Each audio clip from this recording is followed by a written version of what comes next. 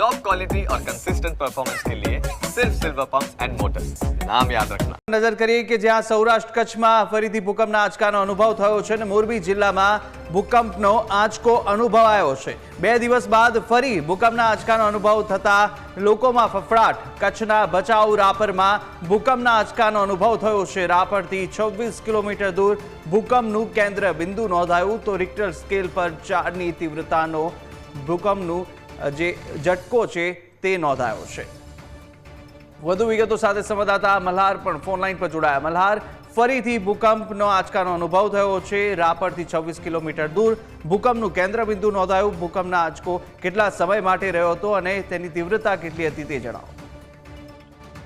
કુશાગ્ર નજર કરવા જઈએ તો કચ્છમાં ફરી એક વખત ભૂકંપનો આંચકો જે છે તે અનુભવાયો છે। લગભગ 8 વાગ્યાને 18 મિનિટની આસપાસ જે છે તે આ ભૂકંપનો આંચકો જે છે તે કચ્છના રાપરથી લગભગ 26 કિલોમીટર વેસ્ટ સાઉથ વેસ્ટ દિશા તરફ જે છે તે ભૂકંપનું એક સેન્ટર હતું અને ત્યાંથી જે છે તે આ ભૂકંપના આંચકાનો અનુભવ જે છે તે સમગ્ર કચ્છ પંથકમાં જે છે તે જોવા મળ્યો હતો। જો કે ભૂકંપનો આંચકો જે છે તે 4 પોઈન્ટની તીવ્રતાનો હતો, જેના કારણે આસપાસના વિસ્તારોમાં પણ તેનો અહેસાસ થયો હતો। જો કે ભૂકંપના આંચકા કચ્છમાં અવારનવાર જે છે તે જોવા મળતા હોય છે, પરંતુ તેની તીવ્રતા જે છે તે લગભગ 2 થી 3.5 ની હોય છે, પરંતુ આજે વખતે 4 પોઈન્ટનો જે છે એટલે કે 4ની તીવ્રતા વાળો જે છે તે ભૂકંપનો આંચકો અનુભવાયો, જેના કારણે લોકોની અંદર પણ એક ભયનો માહોલ જે છે તે ફેલાઈ ગયો હતો। પરંતુ હજુ સુધી પણ કચ્છના રાપરથી કોઈ પણ પ્રકારના જાનહાનિના સમાચાર જે છે તે હજુ સામે આવ્યા નથી। પરંતુ જે રીતે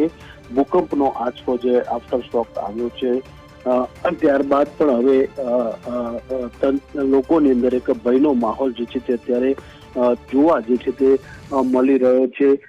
અગાઉ પણ જે રીતે સામાન્ય આંચકા હતા, પરંતુ આજે જે છે તે 4ની તીવ્રતા વાળો આંચકો જે છે તે જોવા મળ્યો હતો અને ભૂકંપનું કેન્દ્ર બિંદુ જે છે તે લગભગ રાપરથી 26 કિલોમીટર દૂર જે છે તે જોવા મળી રહ્યું છે। કુશાગ્ર, મલ્હાર, માહિતી બદલ આપનો આભાર।